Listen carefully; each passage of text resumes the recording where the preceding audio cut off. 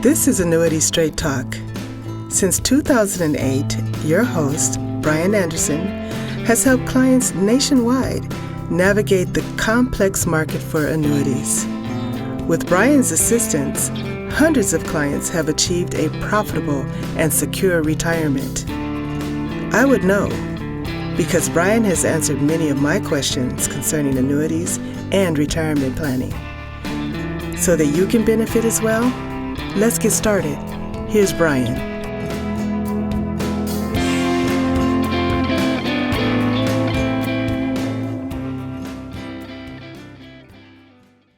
Hello and welcome everyone to the Annuity Straight Talk podcast episode number 28. My name is Bryan Anderson, founder and creator of Annuity Straight Talk.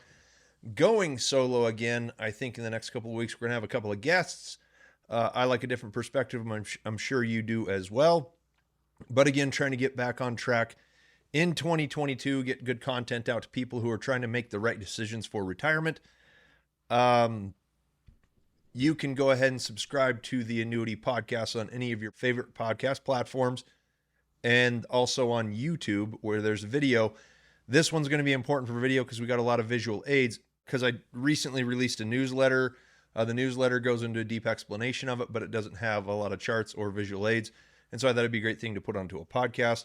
And in light of market volatility right now, I kind of wanted to talk about, I always say it, play offense in retirement. Be aggressive when you can, smart. There's great ways to protect assets, but also keep yourself in position to maximize yields because that's what's going to offset inflation, spending increases, legacy, all that stuff. And so we're going to talk about one of those today. It is called How to Beat the Market with an Annuity. So let me share the screen. There we go.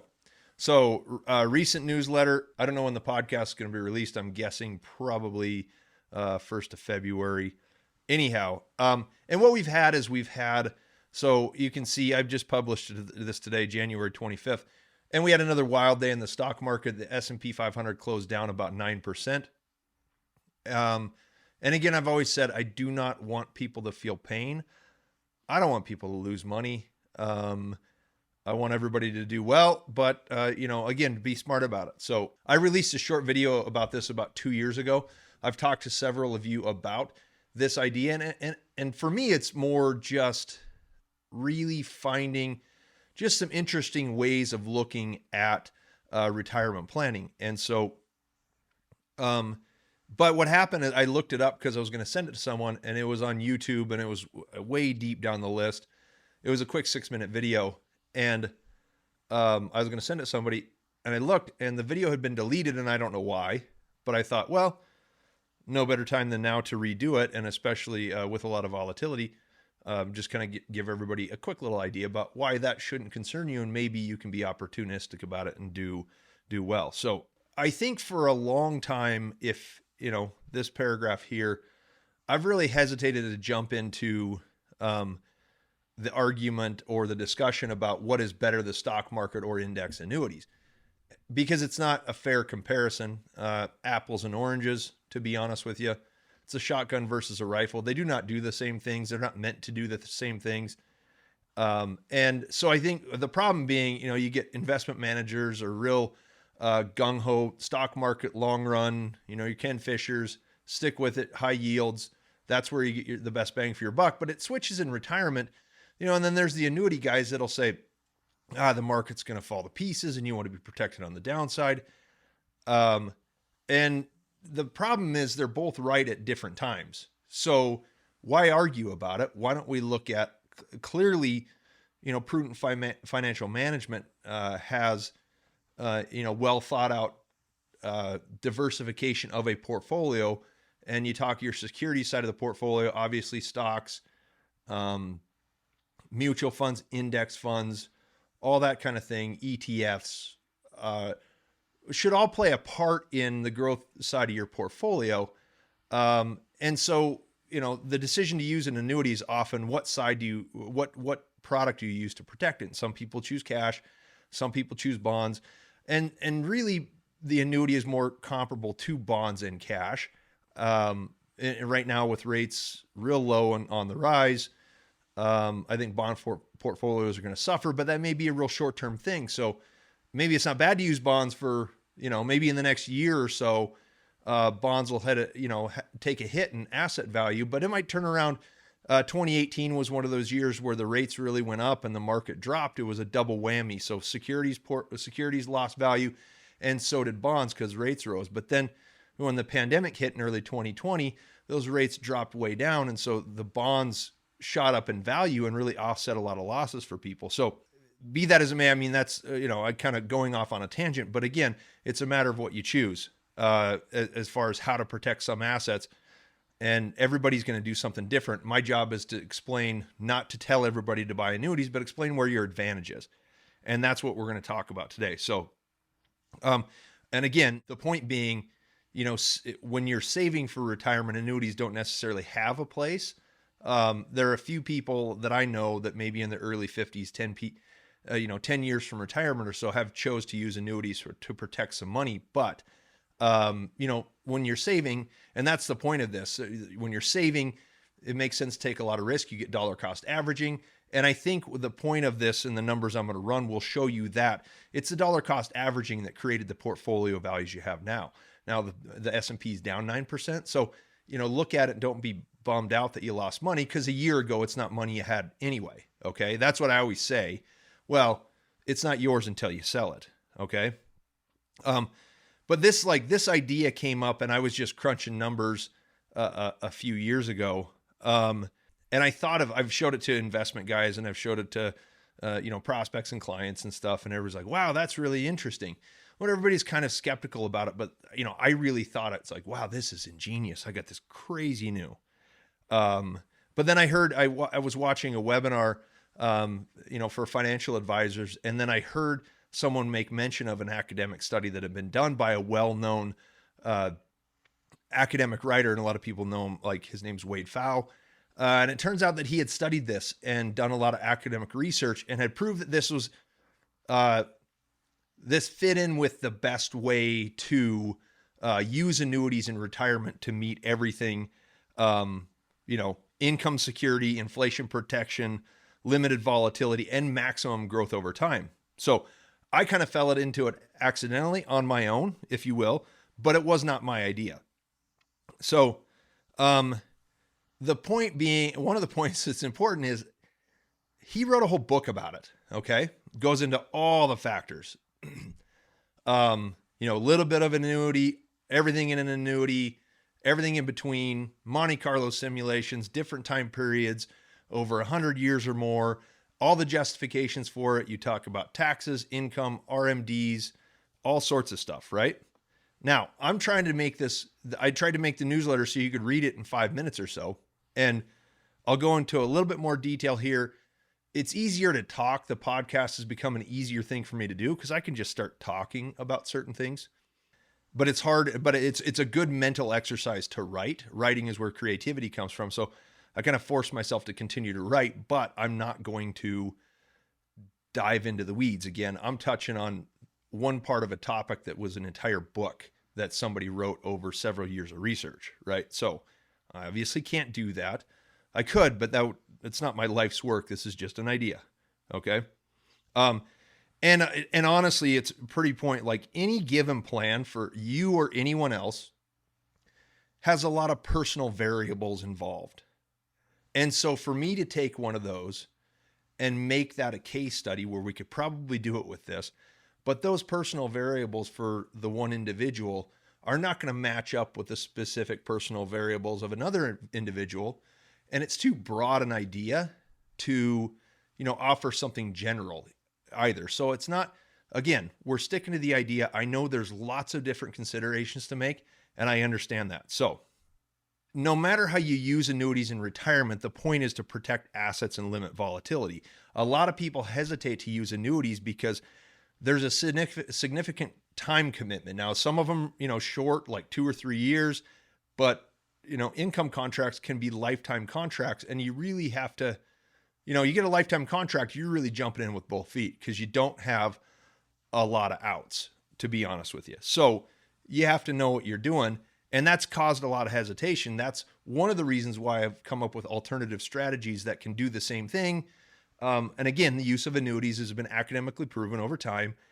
I just like to talk about different ways of annuities. It appeals to more people, and I think a lot of people will let go of that hesitation once they see a couple of different ways to do it. So I explain the terms of this example. That's where I'm going to jump to. This, and I left it populated, so I'm going to delete that. And what's interesting, so I don't need a few of these columns because we're not using the annuity column. Now, this is my sheet where I compare different income scenarios with portfolios that are mixed with annuity and the stock market. And we can do bonds, we can do cash, and we can see, are you okay with all stocks? Are you okay with all bonds? Anybody that's got a low spending rate in relation to a lot of assets can survive the worst periods in market history with all stocks and mutual funds if you want. Okay. I'm just going to simplify this and make it, I guess I should have done this ahead of time, but you'll see where I'm at. And essentially what we're looking at is the market allocation for the worst 20-year period in market history. And I'll explain, some of that later. So let's just use an example. You're going to put $100,000 in the market. And so this is an average retirement for a 65-year-old, I'd say. So if you look at the time from you're 65 until you're 85. Now, we're not talking about spending. We're not talking about RMDs. We're just talking about, we're looking at the numbers. And if looking at the numbers can give us an idea or seed a thought about how to add the benefits of that into a complex retirement plan, then you might find some ways of improving your rate of success over your retirement years. Okay. So the worst period in market history, $100,000 in, reinvested dividends over the 20-year period, it grew to $214,000. So that's not too bad. It's only about a 3.5% yield, but you can see that even if you go through the worst period in history, then you're going to double your money. So I think and this was the years 1927 to 1946. It was the Great Depression. I think it's a relevant stress test considering that we've just seen one of the greatest run-ups in the market in the past 10 to 15 years. And I'll also say it's a stress test. We've seen one of the greatest run-ups in the market history. We just had one of the worst starts in the market to 2022 as far as the S&P 500. The NASDAQ is getting hammered right now. And again, I'm not saying get out and go to an annuity, but the point being is you put your portfolio through a stressful historic period, and it gives you an idea of, and a lot of people that have seen this specifically will say, I'll use the last 20-year period, and then I'll use the worst 20-year period. And in the worst 20-year period, it tells you to use more or less annuity. In the worst 20-year period, it tells you to use more annuity. So the point being, I think, if you're planning for a worst case scenario and you use an annuity right now when the market's high, I'm going to show you ways to get out of it. That way, if you overcommit to it, you can get out of it. And actually you have chances of exceeding the best case scenario, no matter what. Okay. So the market came to 214,000. All right. Now let's assume instead of being in the market, say you retired now, and because this is basic, we're not talking about income planning, RMDs, taxes, Roth conversions, whatever else you do. This is actually an idea that would work incredibly well for a Roth conversion. But that's up to, I'm not telling anybody they got to do it. I'm just saying that's an idea. So the disclaimer is I'm not giving anyone advice. I'm just trying to open your mind to an idea. So let's say, we take the money and we put it into annuity somewhere else. Okay. And instead of having $100,000 in the stock market exposed to risk all the time through that whole period, we're going to take a withdrawal from the annuity each year, and we're going to put $5,000 in. So this is an investment, $5,000. It's a negative draw, which adds $5,000 to the total. And we're going to repeat that every year so that over the 20-year period, you had put in a total of $100,000. Now, I kept saying I was going to do it, But I wanted to calculate the reduction in risk by doing it that way. Okay. So, and I don't know what it is, but it's dramatically less risk because, in the first year, you only have 5,000 at risk, second year, 10,000. And as compared to 100,000 at risk, it's dramatically lower. That's going to average out over time because at the end, as you'll see, we had $214,000 in the other one. We came within a hair of it at $200,130. Now, to me, that's astounding that you could come that close by carrying that much less risk. What I want to explain to you now, okay, this is the worst period in market history. What it is it allows you to dollar cost average again. So, which I don't think is such a bad idea. When the market's really high, you got more money than you've ever had. Take a piece of it, use an annuity, but you can get back into the market incrementally over time. What's interesting is if instead of doing 5,000 per year, I just put larger amounts when the market was down, okay, then the number goes even higher. So if you're actually doing this and you're looking at it on an annual basis or every other year, or even just when there's a huge correction in the market, you can actually time the purchase because this would all be after the fact, right? But what happens if I just do the 5,000 per year, I've run probably 40 or more scenarios, different market periods. I tried all of them. If I started instead of doing January 1 to December 31st, I tried them all, quarterly. I played with this a ton, and there's only a couple of periods where you're better off being all in the market. So that's why Wade Pfau gets his numbers, I would assume. Now I didn't sit there and look at all the sheets, but on average, this is the best way to do it. And the areas where it's better in the market, we're talking 80s and 90s, where there were very few years. There were 2 negative years and they were 3% down. And the rest of them were positive 15, 20, 30%. So you just had an incredible amount of exponential growth in those 2 decades. But most of the other ones, the average scenarios, you take in a scenario where the market starts down and then climbs back up, it's just as good. Okay. We're just talking about how to put $100,000 in the market. Okay. We're close. Now, the question everybody has, so we put that 100,000 in the annuity and then we pulled out basically the principal. Okay. Now I'm going to show you the annuity, and I pick different ones every time. Of course, I always like Great American. This is where their rates are today. They just bumped them a little bit. So I can tell you the terms of this contract. I have several people that have terms that are similar to this. And the contracts are doing very well. That speaks to the timing of when you purchase as well. So obviously someone who reset this contract at the end of December probably did better than someone who's resetting at the end of January. Those times typically average out, but again, that's where timing comes into play. So what I did is, let's see where it is. So I put 100% of, try to blow this up as much as I can. I put 100% of it in the S&P risk control 10%. Okay.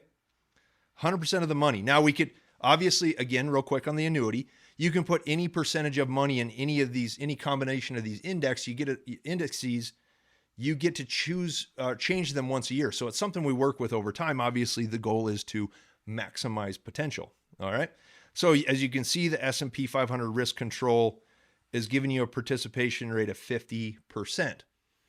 Now, a lot of it's a risk controlled S&P 500. So a lot of people will say, oh, I want just straight S&P. Well, the best participation rate on the S&P right now, based on rates, is 25 to 30%. The S&P was up 27, I think, at the end of last year. So if you take a quarter of that, then you're at about 7%. Well, S&P risk control 10 was up 21.9, maybe 21%, and you got 50 of it. So there's your double-digit annuity yield. There's still a lot of potential in this contract, and double-digit yields are possible. And obviously, as volatility goes and the market drops and comes back, you catch some of them, you lose on others. You always stay even, right? But I think this is a really good contract. So it's 7 years from Great American. And we're going to see, so our guaranteed values, this would be if the annuity never gained anything. You can look down here at the bottom, and after 20 years, you pull your final 5,000 out and you've got zero. So no matter what, guaranteed minimum, no fees, right? Never lose money. In that scenario, your 100,000's gone, but you still have 200,000 in the market, right? In that scenario.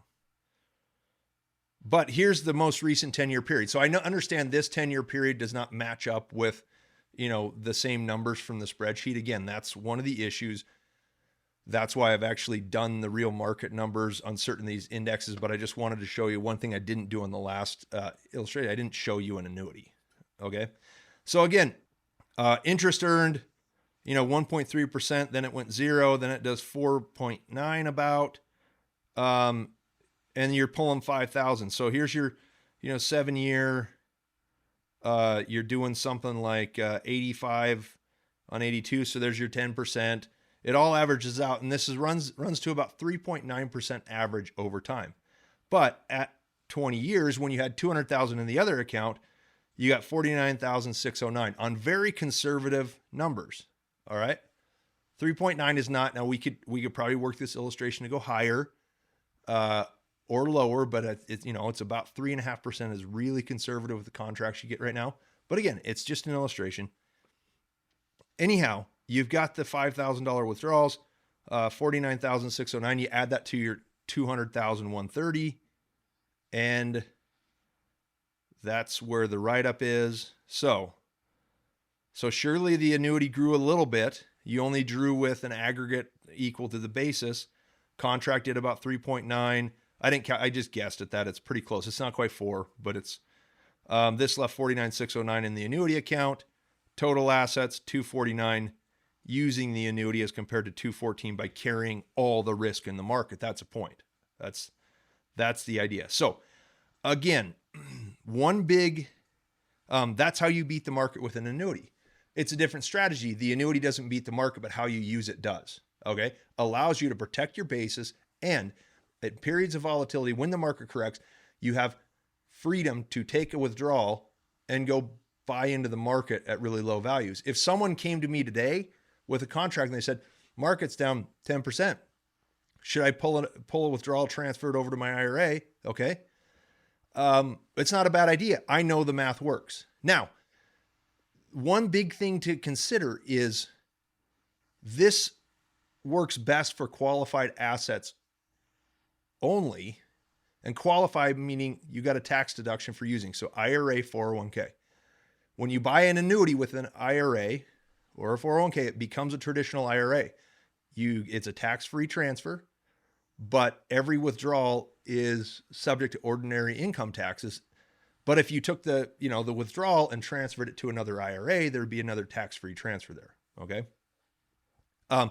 So that's why we can show the numbers without doing the tax calculation, because in theory, you're getting a tax-free transfer and it doesn't really matter. It only matters if you take the money out, put it into your checking account, but then we're talking about income planning.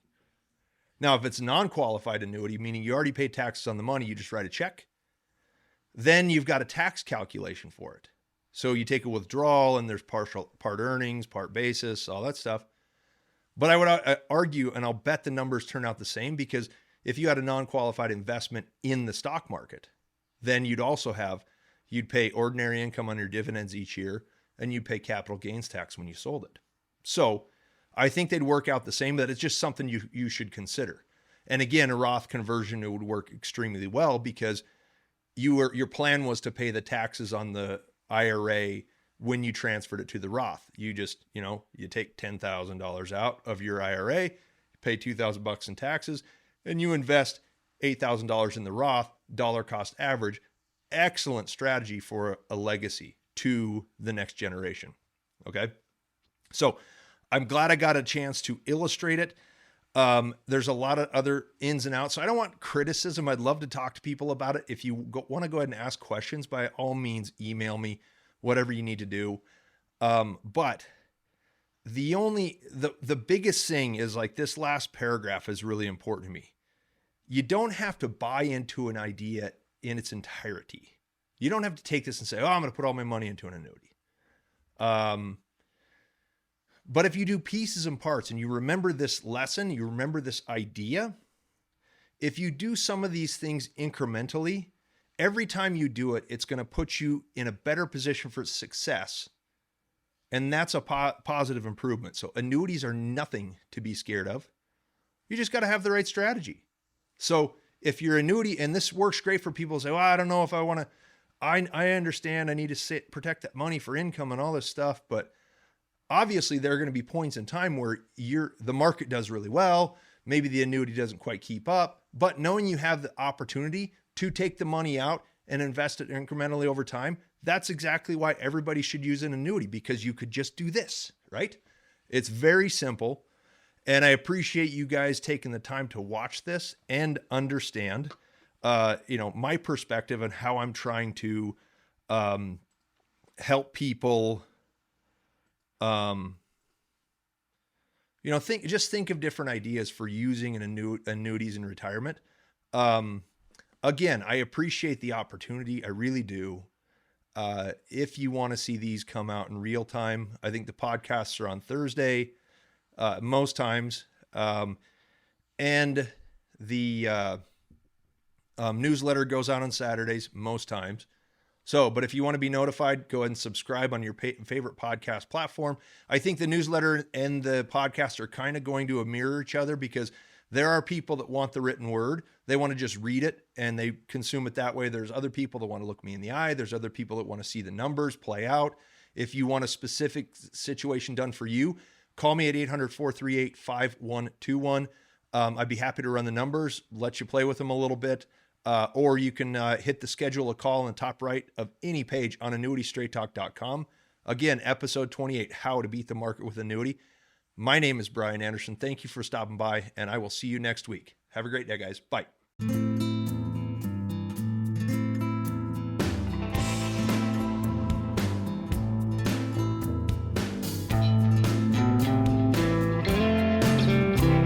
have been listening to Annuity Straight Talk.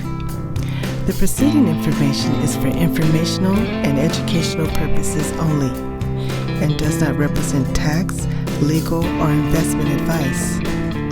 The views expressed by guests on this program are their own and do not necessarily reflect the views of Annuity Straight Talk or its partners.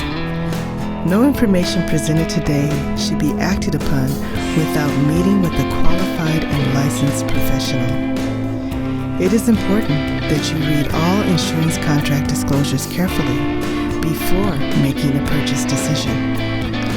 Guarantees are based on the financial strength and claims paying ability of the insurance company.